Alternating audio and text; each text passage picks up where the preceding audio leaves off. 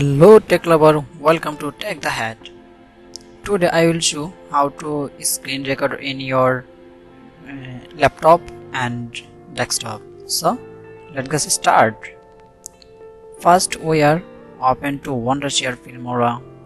So I can use this Filmora X. So here is the Filmora. So here show this is record.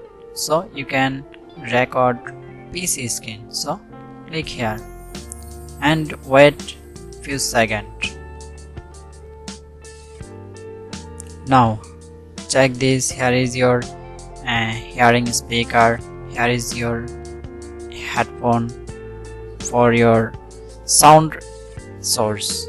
Okay, you can select this best or this best. Okay, so now you can click here, wait this second.